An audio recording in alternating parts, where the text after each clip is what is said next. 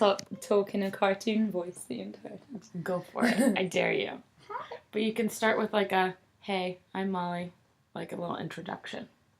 Hi, I'm Molly. Where are you from? I'm from the Scottish borders, Peebles. And how old are you? I am 35, going on 22. She's 22. 22. So I start all my interviews with this, but what's your earliest memory?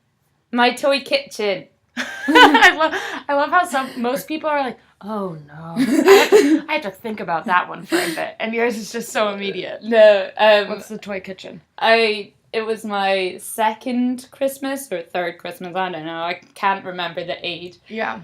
But I'd been dreaming of, like, having my own kitchen for, like, I would say years, but it could only have been, like, a few weeks because I was 3 or 4. And then for Christmas, I came down and there was, like, this toy kitchen.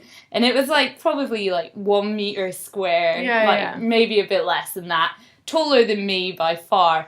And I just thought it was the balls. Like, it was the best. It had a hob that if you put a pan on it, it lit up. And no like, way. Oh, that's actually super cool. And it had a little cupboard. And it was just... And when I was younger, I had this thing for carrots. I still have this thing for carrots. You started that young? Yeah, really young. Oh, that's so funny. I used to have these things that I'd go with my carrot friends and I'd keep them in my kitchen. And they were like the tops off of carrots. Yeah. And if you put them in water, they grow into big green, like, flowers. So I'd keep them in the cupboard in my toy kitchen. Where did you keep... Is it the same house that you live in now? Yeah. Did you keep the kitchen? My kitchen was in the kitchen. So I could cook while Mum was cooking. Oh, that's and so I had, sweet. like, it had Velcro food. So you'd make, like, burgers with Velcro, like, plastic buns and burgers. We had one of those in my kindergarten class, and I always, like, there was a race to see who could get to the kitchen stuff first, though, and then if it was busy, you're like, oh, do something else. Pretty cool. I know. My cooking skills stopped there, pretty much. I don't think so. You're a good cook. What was little Molly like elementary school age? A cloud. I was, like, really, really happy. I was a very happy child. Like, I didn't cry much. A little bit. But, like, I used to have this thing where I had these pink goggles. I'll have to get a picture of it to show you sometime. And I was the goggle monster. And I'd put on these pink swimming goggles. And I'd run around the house being like, I am the goggle monster. Oh, my goodness. And I remember singing before my dad went to work. I'd sing a song that's like, always look on the bright side of life before he went to work. That's so sweet. Yeah, that was what happened? No. Life. It goes downhill from there. I always if you can get lower than the goggle monster, you know. I like to say that I peaked at age 5, and then it's just been like up and down since then. But age 5, the pinnacle. Everybody has the cuteness thing going for you then, because you've not like got braces, you've not got insecurities yet. You don't have acne, you don't. Yeah. And you're not a chubby toddler anymore. Yeah, so you've kind of like worked off the baby fat. And that sweet spot like before. I agree. It was a good age. Good age. How would you describe 10-year-old Molly? 10-year-old Molly. A bigger 5-year-old Molly. You still had your youthful enthusiasm? Yeah. I had my glasses, which I hated. When did you get glasses? 5, I think. And, like, it was one of those things that you loved them when you first got them because it was, like, exciting and new. And then when I got to 10, it was like, people are going to start saying things about it. And, like, glasses are really fashionable now. I know, it's kind of annoying. Yeah. Oh, and you get these friends that have ones with clear stuff in them just to look cool. And I'm like, I was the original gangster here. I've had them since I was 5. Like, I wish it was cool back then. But, so you have one brother. Yeah. Alfred. What kind of little sister are you? Oh, I was in charge. Oh, really? How much older? He's 3 years older. But I loved him. But, like, I don't know. We were talking, I was down visiting my family last week, and they kept bringing up this thing that I'd actually forgotten that I used to do. And they kept bringing it up because they were talking to Joe, my boyfriend, saying, like, oh, you know, Molly gets what she wants out of a man. Because apparently when I was younger, if Alf did something I didn't like, I'd say, I'll tell on you unless you let me jump on your stomach. So he'd lie on his back, and his sister, who's 3 years younger, about the same height, because he didn't grow very well at first, would just be bouncing on his belly, which must have hurt. I was gonna say, how old were you when you were doing that? Probably like 5, and he was 8. That's so funny. And so, why did he listen to you? I don't know. Cuteness. Aww. And then the fear of getting told off, I guess. And then, so he'd do that, but also things like my granny reminded me that one time when he was getting told off and he wasn't given his pocket money for that month, that I shared my pocket money with him. So so I did nice things too. And, like, we never had proper fights. Probably because you stopped it early. Yeah. If you let somebody jump on your tummy, you're never going to fight with them. Yeah. What kind of relationship do you guys have now? A solid one. It's hard to keep up. I think that's the sad thing.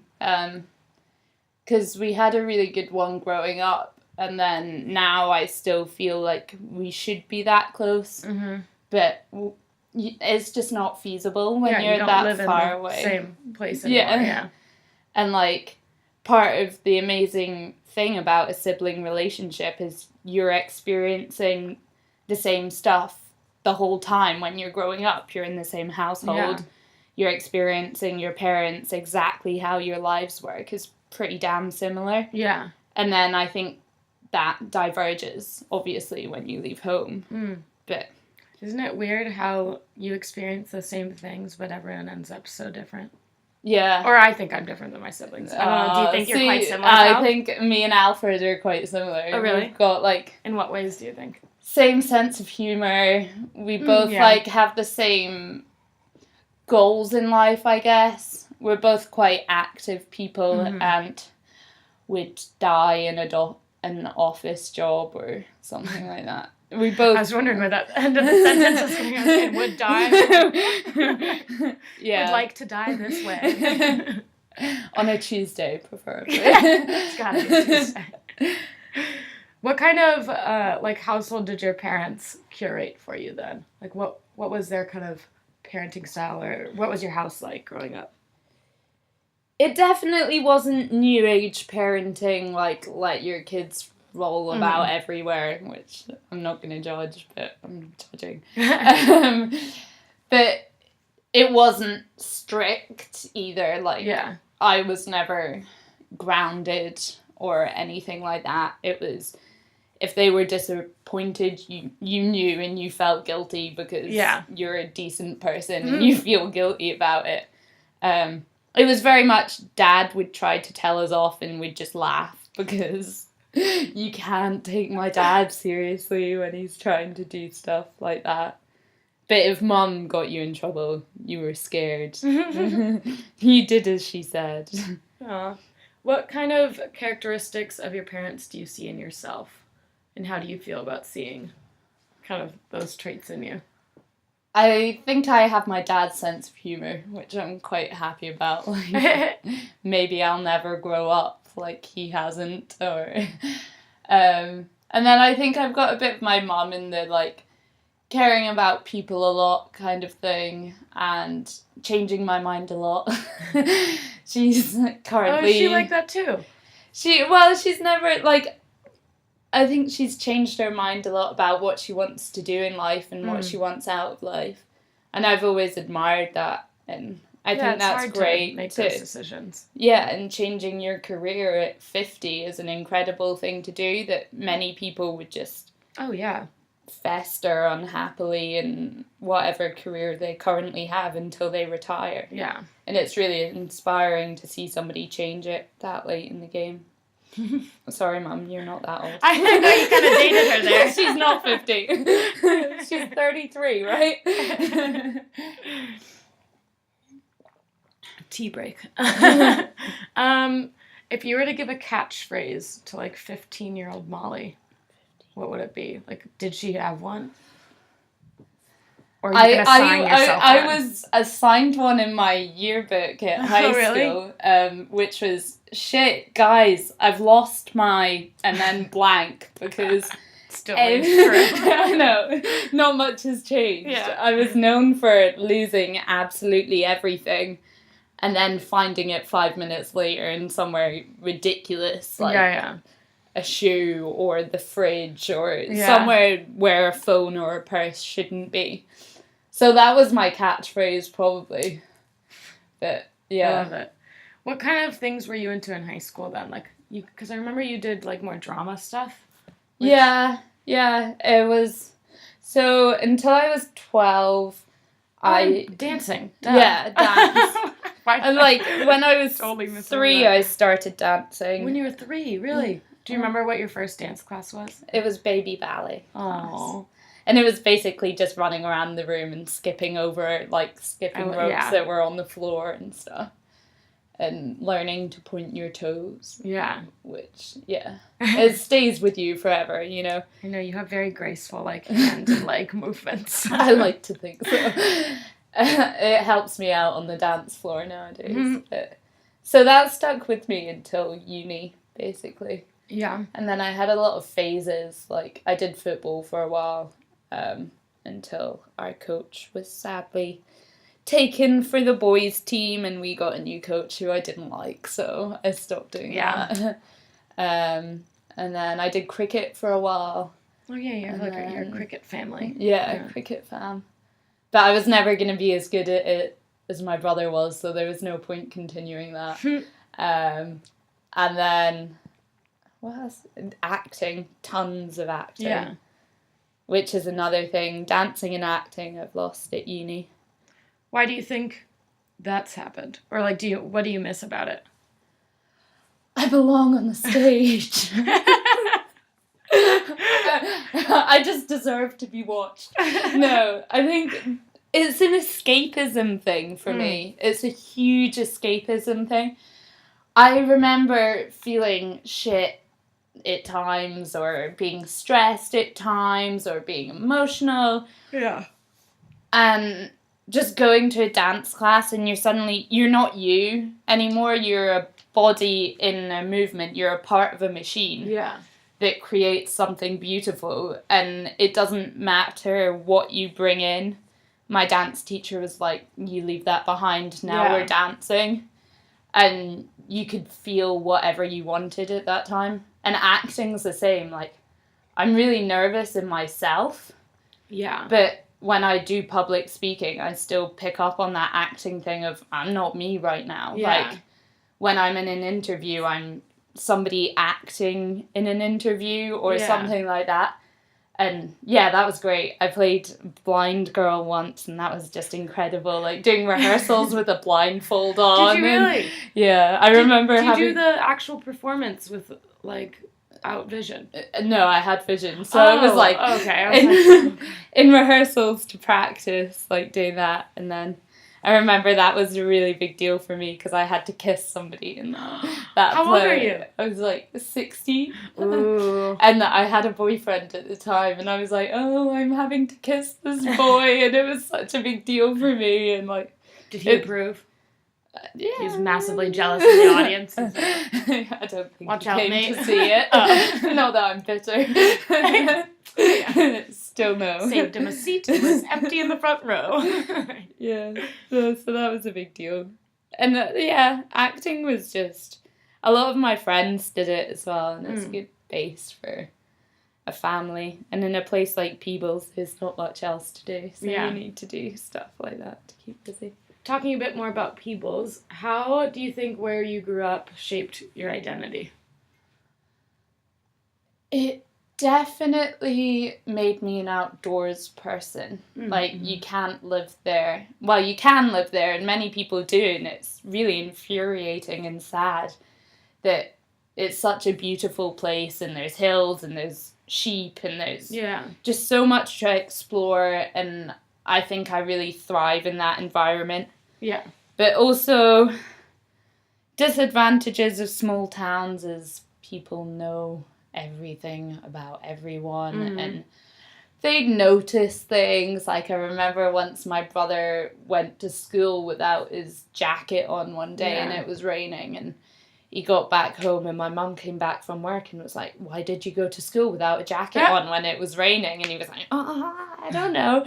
And, like, things like that just get fed back, and people can be in each other's business a lot. And I think that's maybe made me a bit more reserved in that sense. Like, did you find that was the case for you personally? Like, that people were in your business? Like, it felt like you wanted more space? Yeah, sometimes, yeah. And, like, everybody shares things with everyone, and I was like, okay, can I just take a step back and not have somebody's opinion about my life?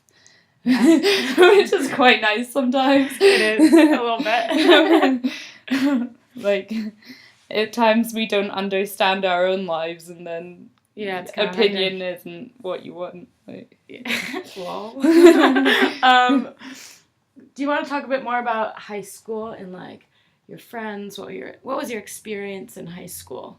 Because it isn't, I know, a lot of people, like, have really negative experience or really positive. Like, what was your takeaway? I think mine was mixed. I had some great friends that I've still kept really in close contact with, like my core group of friends. And they really shaped who I am. Like, Caitlin was in dancing with me, and Fergus did a lot of acting as well, and Alex was an outdoorsy person, and we were all very silly, but also grown up in a sense that we could have deep discussions about ethical problems for hours, which is really lame when you're in high school. Everybody's like, what the fuck are they doing? It's good practice for uni, when it's like all that people talk about, and you're like, oh my god. Yeah. So, no, that was good. First few years were really, really fun. And I was a lot silly. I didn't care as much then. And then I think later on in high school, I mean, everybody starts to get insecure, and you're changing. And then, like, I don't know, some of my friends were going out drinking quite a lot, and I didn't enjoy drinking at that time, but I enjoyed going out. I loved dancing and stuff. So I think it was hard to find my place, because it seemed like you were either a non-drinker and you didn't party, or you were a partier and you drank. Yeah. But I wanted to be a partier who didn't drink, and that was kind of awkward. And I don't know, I got worried that some of my friends thought I was judging them because I didn't drink. Yeah. How did you navigate that scenario? Was it ever resolved, or did it kind of just panned out? I think I held a lot of hair back for a while, and then I decided not to go to some stuff sometimes. Yeah. And, like, my boyfriend at the time wasn't a drinker, so we'd sit in and play PlayStation if we didn't want to go to that particular party, or I'd go and people would think I was drunk just because I was dancing like an idiot, which I'm absolutely fine with, because they won't remember it anyway. And, like, yeah, it just pans out, and then one time you get drunk, and that's it. You're stuck. Too true. And then uni happens, and it's Talking a bit more about uni, how did you end up in St. Andrews? What led you here? We dropped my brother off for his first day here when I must have been 15. And somebody came up to me in uni halls and were like, hi, can I show you to your room? And I was like, I'm 15, I don't go here, but oh my god, I wish I did. And I think it was just visiting him here and seeing what a wonderful place it was. And I like small towns, I'm not a city girl, so it just suited me. And the traditions really drew me. They're stupid, I don't know why we do them, but they're very silly. I love them. They're great fun. Like, we create our own fun here, and We don't need a lot of clubs. You don't need to pay a lot of money to get taxis and go places because there's just house parties and people, I don't know. It's just such a collective of people from loads of different places that... Yeah, I also found it's easier to make more, like, closer connections with people. Yeah. Just because, like, house parties are never going to get above a certain amount because, like, no house is that big. Yeah. So it's always, like, I don't know. It's easier to talk to people and approach people, I think. Yeah. And then a lot of my friends were going to Glasgow and Edinburgh, and I think at that stage of it, I was kind of unsure if, am I just friends with these people because it's convenient and we live in the same place? And I was worried if I went with a big group of them to, say, Glasgow or Edinburgh, that I would latch on to them and then never actually figure out, who am I? Like, the big question. They're cliches, but they're so true. Well, I mean, they're cliches for a reason. Yeah, they work. Yeah, exactly. But in what ways do you think you fit into St. Andrews, and in what ways do you feel you don't fit in? Ooh. I think I fit in with the community kind of spirit of it, like seeing people I know and stuff like that, and the place it is. I feel comfortable in a place that's quite outdoorsy and not a city. I guess I feel I don't fit in with the general stereotype of St. Andrews a lot. Mm-hmm. And I think that's quite hard. There's been times at St. Andrews where I felt poor, which is awful. It's absolutely horrendous because I come from a perfectly good family with enough money for holidays and a nice house. But you come here and suddenly people have got 3 houses and they've lived in so many countries. And it's on display. Yeah. Like, very noticeable. Yeah. So I guess I don't fit in with that very much. And I don't want to fit in with that. Mm-hmm. But at times it's left me feeling like a bit guilty for feeling poor or feeling you can't keep up with people. Yeah. But I think the whole spirit here was just great in first year. Like, that old-fashioned, I mean, I met you. How could I talk badly about it? But the old-fashioned, like, big whole food, big meals, sharing a room with people, like really getting to know people like you're on a proper school residential when you were 12, rather than is other that not unis. What it is at Glasgow, or what kind of... No, other unis all do it like DRAR here, so they have like 6 rooms in a flat or something, And I just think if we'd been in a flat with the 6 people around us in first year, it may not have worked out. Like, oh, I've never thought about that. That's actually really weird. Yeah, that's a weird thought to think. It's a weird thinker. Oh man. Yeah. So I think that was good for me. Yeah. Just imagine that. I don't want to. What do you cherish most about St. Andrews? Oh, the people. I'm going to be salty. No, the people, for sure. Yeah. I think it's been the first time that I felt really, really comfortable with a lot of people. Mm-hmm. Because in high school, I think you are, but you're also so self-conscious about everything and anything that you're never really comfortable. Yeah, exactly.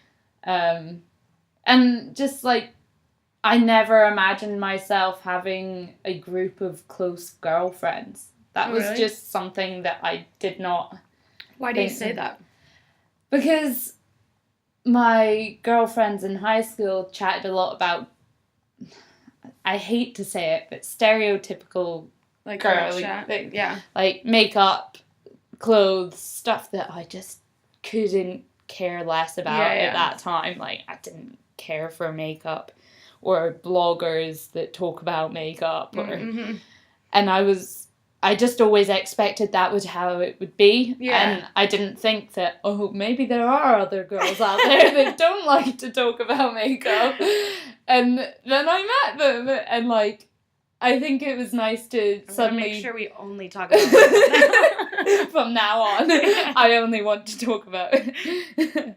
Yeah, and I think in high school I was maybe the weird one that somehow happened to be in a cool group of people. Yeah. Like, I was the token weird girl in the cool group. You gotta have one. Yeah. Whereas now we're all just so weird. It's like nice to not be a token anything. Yeah. You're just you in a group of weird people. Do you think that comes from, like, the location or, like, the people around you, or a maturity within yourself?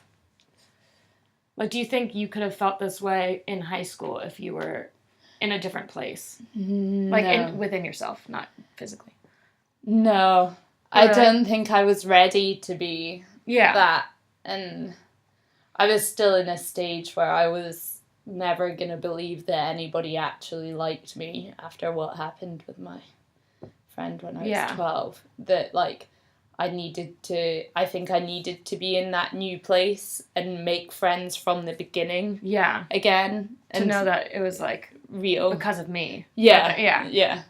Which, going back to high school as me now, I don't think I would have made better connections. Not that my friends were bad. I had good connections. They're great. I've met them. Like, they're wonderful. They're just... I think it's a different relationship at uni. Yeah.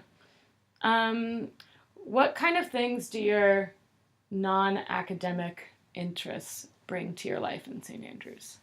And what are they? Just to spell them out first. Cross-country running. Any kind of running. Dancing is still there, although I don't get to do it as much. I rent out one of the rehearsal rooms, like, on average once a week and take my time there, and that still brings... a lot. And then I guess they're my main interests, walking, but I don't know what they bring, it's what they take away a lot of the time for me. Like, in a good way. Like money. No, like, they take away anxiety and stress, and I guess it's more that than I don't feel like, well, they give me better health, I guess. Yeah, in some that's not ways, the main draw. Per se. And they give me an escape. From the bubble. So true. And the mind, which is always good. And a sense of community again with cross country. Although now I've figured I really don't like running with groups of people. Why do you say that? Is it more of like a competitive thing, or just like you like running's your space to just think? When I first started, I was good at talking while I ran, and now I'm like, can people just shut up? I want to be alone. And like... See, for me, that happens because I physically can't get the words out. So I'll talk the first like 3 minutes, and then I'm like... Okay. Focus on your breathing. Me and some of the girls have like similar opinions with running, so we do that. We talk and catch up for the first mile.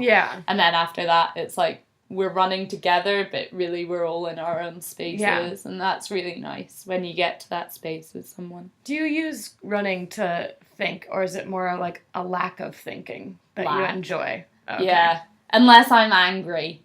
Then, then it's a thinking time. But most of the time it's more, I need to not think for a while. And, it's great when you can get to that place. But sometimes it's hard if you can't stop the thoughts. And you're thinking so hard about not thinking that you're thinking. And, it's a vicious cycle. But, it is.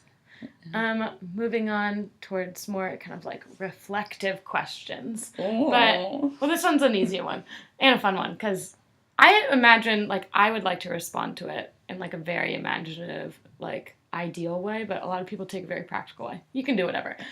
What do you see for yourself in the future? A nice car.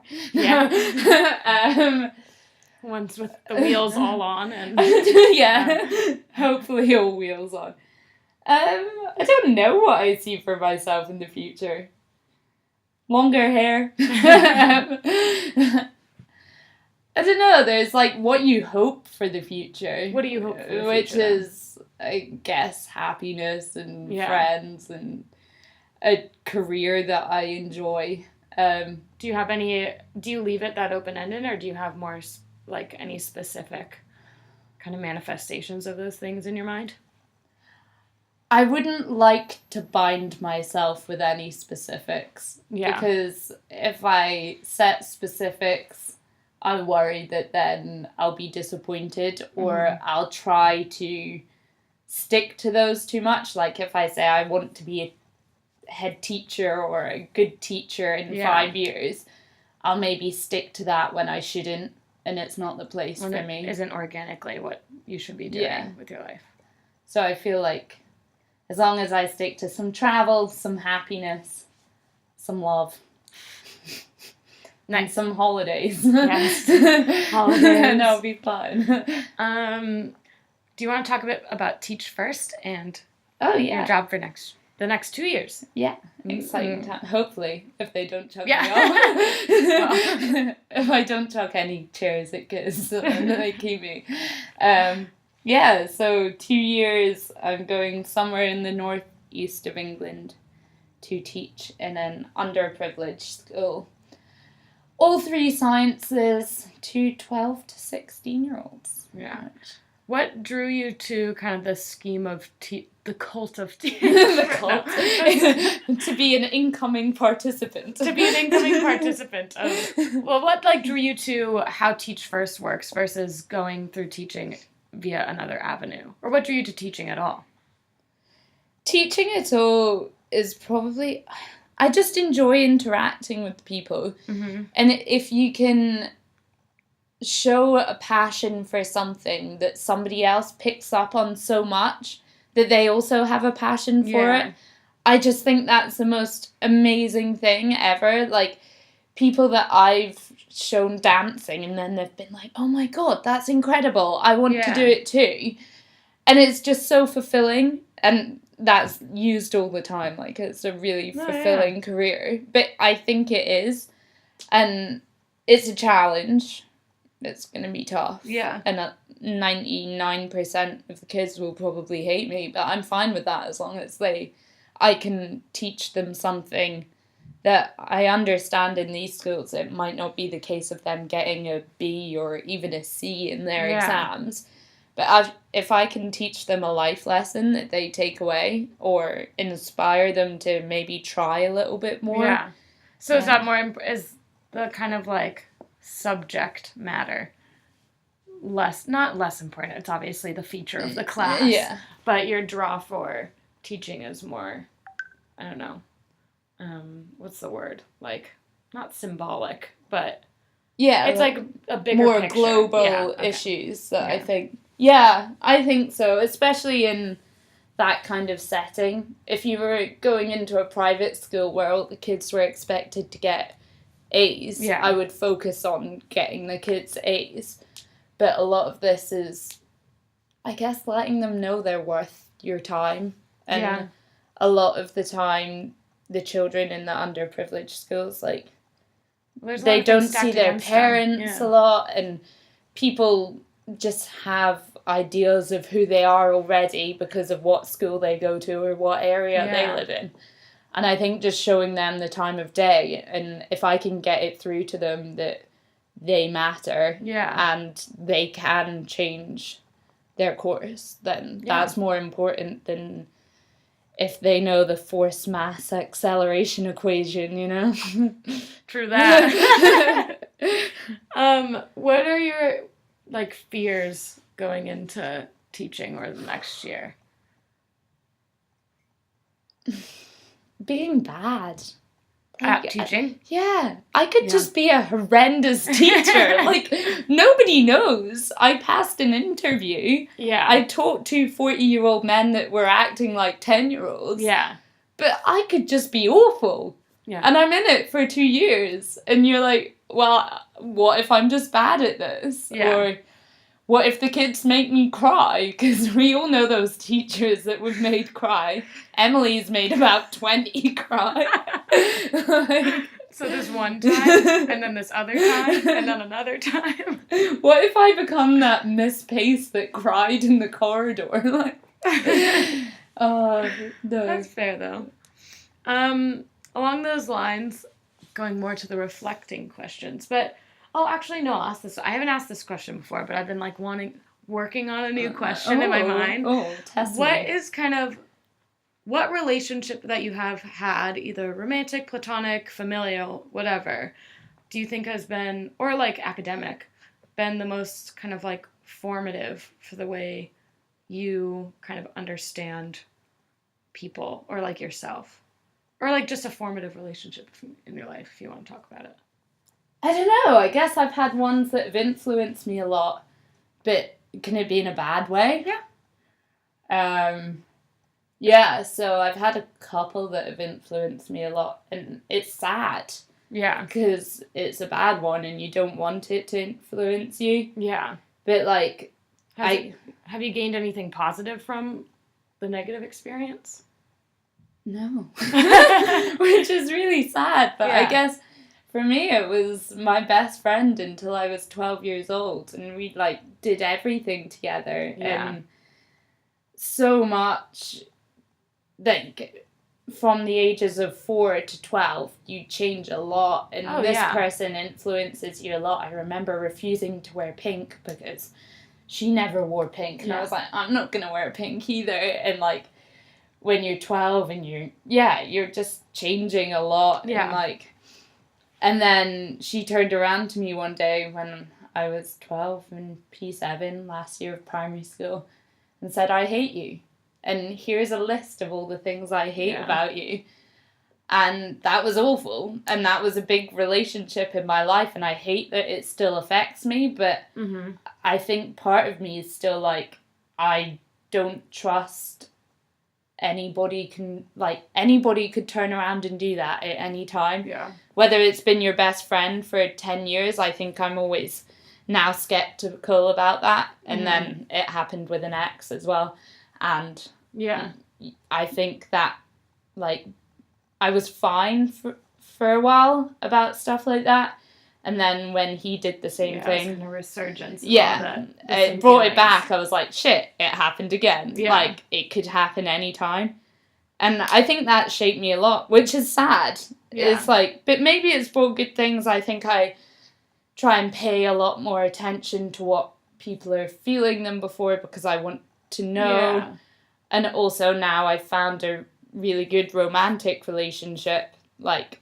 Shout out to JC. I'm like, I want to appreciate it a lot because I know my last one screwed me over, and maybe that was partly my fault, you know? And I think it's... No, for the record, it was not. So I'm just going to put that out there. But yeah, and I've been screwed over, and now I've got a good romantic relationship, and I've got solid friendships that I'm pretty sure are now solid, unless you're going to turn around with a list of things you don't like about me. Wow. And I think it's made me really appreciate those more and maybe spend more time on them when they're not great. Like, to realize that sometimes you should work on a romantic relationship or a friendship because it's so easy not to. Yeah. In what ways do you kind of stop yourself, or do you, from, like, internalizing what other people do? And, like, do you have any ways of being like, okay, that's what they've done, but I'm just caught in the middle? Or do you think you take things quite internally? I think I take things quite internally. I think I do, too. That was more of, like, an ask for advice. No, sorry, can't help you. If somebody does something to me, it's always my fault. And it's awful. It is really bad. So many of us do it. But it's just human nature. You look for fault in yourself before you look for fault in anybody else. Like, yeah, I do find, though, that I find that trait is very connected to, like, how people are raised, though. Because I don't think it is in everyone that, like, you find fault in yourself first. Yeah. I think I've encountered people that, like, are quick to spread. Yeah. Like, release a responsibility. Yeah. In key situations. But it's also not normally associated with being a good trait. Yeah. I guess, which is why, like, people call confident people arrogant. Yeah. You know, you're not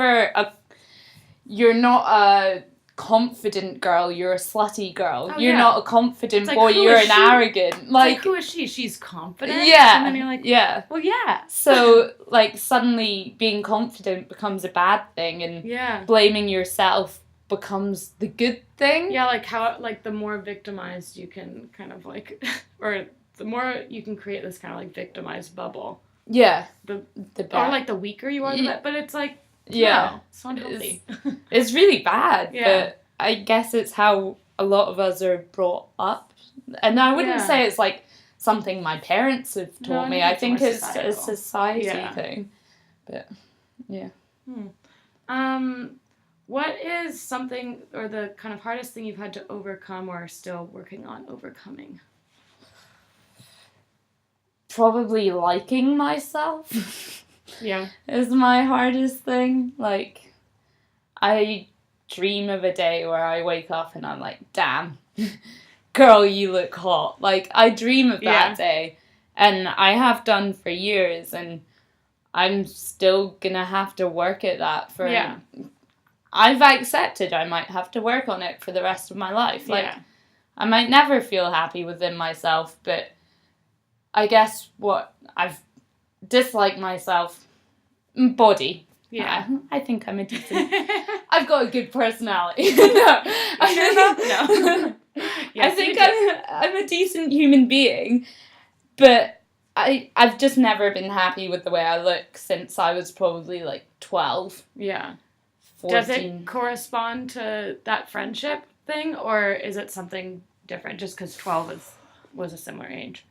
I've never thought of it being linked to that, but maybe that's like Mary's psychology in you. There we go. I literally just heard the number 12 2 times and I was like, 12. It could be. I don't know. I think it was just... Do you have a pinpointed thing? Or have you ever thought of, like, something that has changed or started that? Or I remember one time sitting in a classroom and looking around and being like, it's horrible. I just looked around and I had this strong, overwhelming feeling that I am the least good-looking person in this class. When you were how old? 14, maybe? Yeah. And just looking around the class going... Oh, she's pretty, she's like this. She's pretty, she's like this. I've not got that, I've not got this. And it was just so overwhelming. And I remember being like, I'm hideous. And that was all I could think about for this hour-long maths class when God knows what we were talking about. Probably why I got a B in the end. But, like, just this overwhelming feeling of, like, I am gross. Yeah. And it's horrible. Yeah. And you don't know what to do about it at that age. Like, where do you seek comfort in that? Like, is there any place? I don't know. No. Like, yeah, because no one anyone tells you is going to satiate that, or, like, silence that voice. And then it's so hard to overcome it yourself. So it's like, where do you go from it? And, like, I've tried many phases, many things to get through it, but, like, at the end of the day, the worst part is when Joe tells me I'm beautiful and I'm like, don't lie to me. Yeah. And I've said that to his face, which must hurt him more than it hurts me, because nobody you love wants to hear you go, don't lie to me, like, when he's not from his point of view. But I don't know, I find it much easier to be in a place where I would much rather somebody sat and insulted me than gave me compliments. Yeah. Do you think any of that is connected to kind of like what has been projected about women in particular, or just people in society, or do you think it does come from quite a personal place? I think it's a mixture of both. Yeah. It probably started from a personal place. Yeah. But it's so often reinforced. Yeah, that's true. Like, I used to read I hate magazines now because they just make me feel awful. And, oh my gosh, I remember I always loved those tabloidy type ones because like they're grabby. Yeah, exactly. But I remember, and you'd just look at them mindlessly and you'd be inundated with these images showing perfectly beautiful women who like maybe were moms or whatever, celebrities, and they're like in a bikini and they're like, oh, she looks disgusting. Yeah. Like, look at how she's let herself go. And you just at a young age, you just kind of like absorbed that. But it's only now that I'm like, that is terrible. Yeah. Like, it's terrible. awful. Yeah. And like the comments that people make now and then, it's just like awful towards other people. So I think it was something that started internally within me, but it's so hard to shake in today's society because there's constantly stuff about what you should be dieting on, what you should be exercising on. I know a good diet and exercise is good for people, but when every girl you see on like one of these magazines has a six-pack or is like incredibly thin, like you're never gonna shake the fact that it's like always in the back of your mind, like I should be doing something to move towards that. Yeah.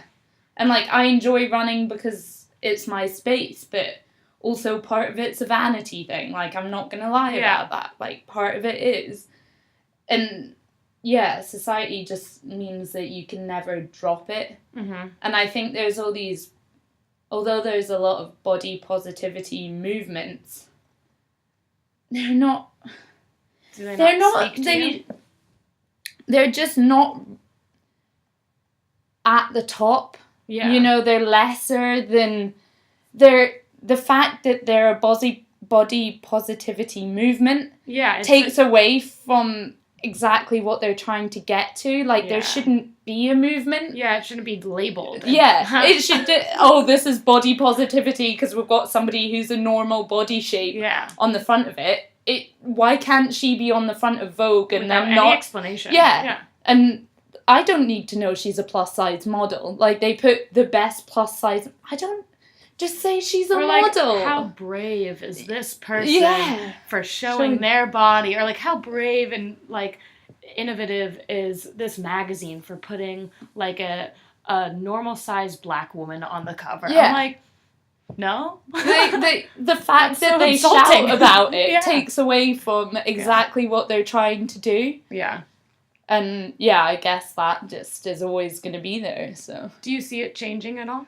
Sadly, no. No. Like, I honestly don't. Yeah. But I hope it does. There's some cases where at least we've brought in the body positive stuff. Yeah, but it's getting that into mainstream and just then being the norm. Yeah, that's true. That'd be amazing. It's the next sleep. Yeah. Give us another 300 years, maybe. I find that's the stage where a lot of progressive movements are at right now, though.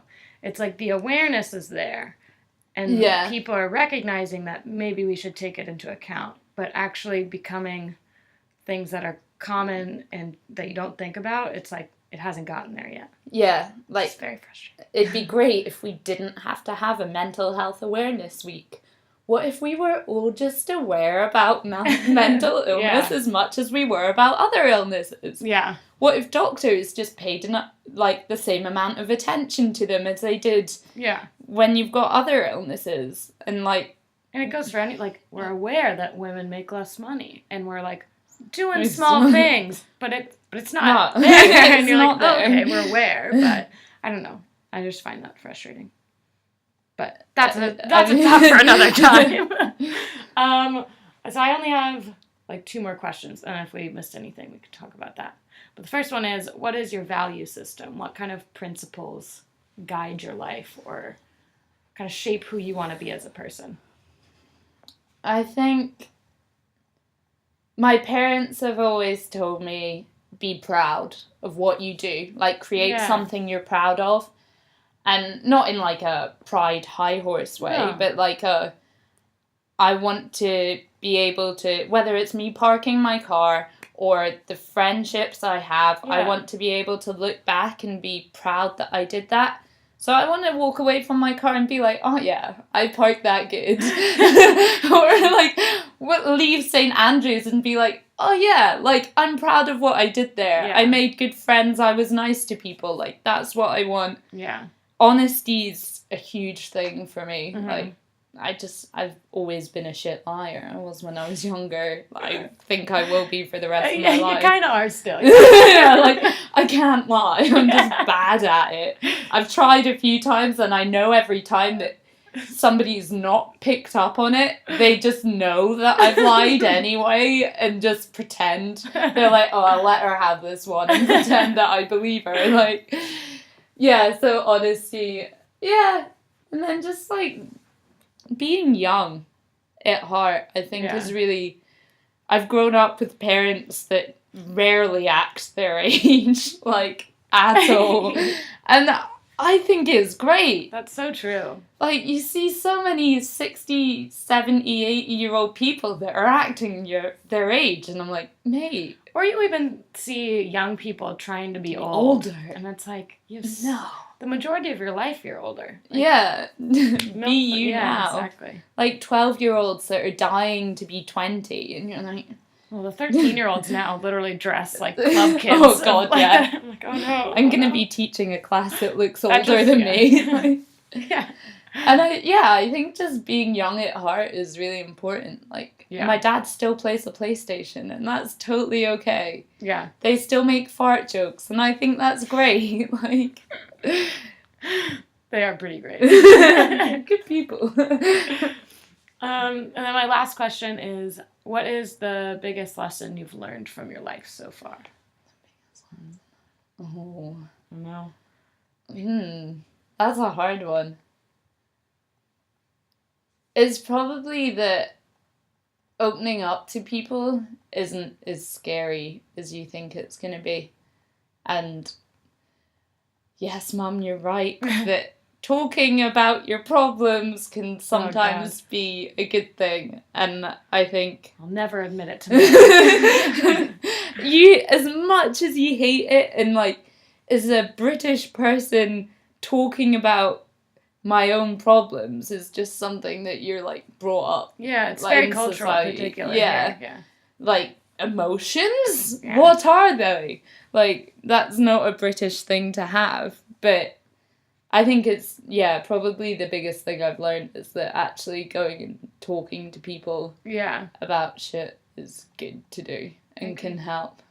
I also think that plays into what we were talking about, how, like, the weirdness between confidence being, like, arrogant or whatever. It's also kind of like you feel stronger if you're, like, don't tell anyone. Yeah. You're like, oh, I am so strong. I can deal with this by myself. But it's actually, like, really debilitating and unhealthy. Yeah. And then it somehow seems weak in my mind to, like, let someone help you. But yeah, no, that's the same. You feel like it's weak to go and talk to somebody about your problems, which is awful. Yeah. Because also the people you usually talk to, like your friends, the moment you tell them, they're like, why didn't you come to me sooner? Yeah. And you're like, why didn't I do this? I wanted to be strong and independent.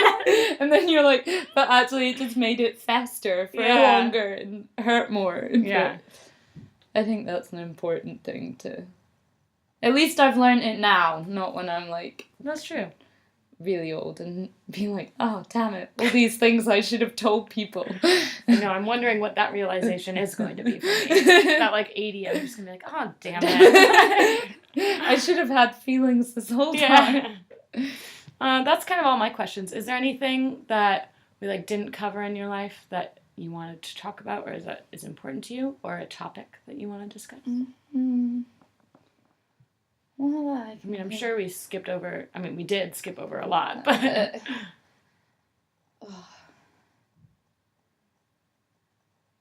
Yeah, I mean, religious stuff, I guess we skipped over, but that's like... Do you want to talk about that a bit? Well, it was just part of my life for a long time, and I think, I don't know, I'll always carry a faith and things like that. Yeah. But what role did it play in your life growing up, and what role does it play in your life now, do you think? So, growing up, it was very, like, we were never forced to go to church or anything. Yeah. But Mum and Dad would go, and if you wanted to go, you could go with them. Yeah. And I just wanted to go a lot when I was younger, so I went, and I made good friends there, and there was that time where I was feeling really hateful about myself, that I was really strong in faith because I was like, Yeah. God loves me, yay, and now I'm like, science, do I believe in God? Or there's doubt. Like, I've done a total 180 with it, and now I've just realised that the important thing isn't knowing whether God exists, or an organised religion isn't the important thing. Yeah. If you ignore... People are going to hate me for this. If you ignore all the scriptures and take away the basics, like the eggs and flour from the Bible would be love, forgiveness, honesty. Mm-hmm. Like, if you just take that and don't get into the nitpicky, it's great. Yeah. And if everybody just thought about that rather than the little things that get us into arguments about whether gay people should get married or whether divorce is a good thing, that at the end of the day, that's not really that important. And it also seems to sometimes stray from those core elements. Yeah. Like, you don't practice those core elements because you're worried about something so much smaller. Yeah. That's not... I don't know. I agree. Like, if you were baking a cake and you worried more about whether you were whisking or folding, and you forget to turn the oven on, like, it's gonna be crap. You need to turn the oven on. This analogy. And that's all it is. And I think now I've realised that there's no point going around calling myself a Christian or whatever when I was Quaker for a while. Like, calling myself a Quaker, why don't I just be, like, a decent human? Yeah. And that's much better than saying, I'm this, I'm that. Yeah. Do you find, because the community of religion is something that I certainly, like, miss from growing up, but do you find it's hard to kind of create those communities when, like, with the views that you have? Because it's like, do you fit into the Christian groups? Do you fit into something else? Or... I think I go back to my church at home and they just know me because they've known me since I was little, and I feel a very strong sense of community there because people don't ask me about my views on every commandment there is in the Bible and whatever. So that I feel a strong community. But I guess when I've tried the church here, I still enjoyed the singing and the music, but everybody there was so sure in not their faith, but their religion. And they knew so much about... thing. Yeah. And I think the distinction between the two, like... How would you define the two? I would say... Faith and religion. Define them. Damn it, I thought I'd skipped exams. I would say faith is more how you approach life and how you approach big problems in life, like forgiveness and death and big problems like that. And I think religion is the way that you show it towards other people. That's so that true. Makes sense. Yeah, no, it is. Like, I think a lot of people carry a faith. Yeah. That you don't talk about, you just get a sense of it from talking to a person or being with a person. Whereas a religion is something that's more defined and spoken about as an outright, hey, I'm this. Yeah. Which there can be comfort in having a kind of a label to yourself sometimes. Yeah, completely. But it doesn't always work for everyone, too. Yeah. Oh, I've never, like, taken that point of view on religion and faith. That's quite interesting. You heard it here first, guys. Molly's just letting go of all the wisdom she's been storing up in her head. So much wisdom. Yeah. That's pretty much it. I never know how to end these. I'm just like, anyway. Sing a song. Where's the kazoo? Oh, I think it might actually be up there. I'm not going to kazoo it out, but thank you so much, Molly. That's okay. Goodbye. Bye.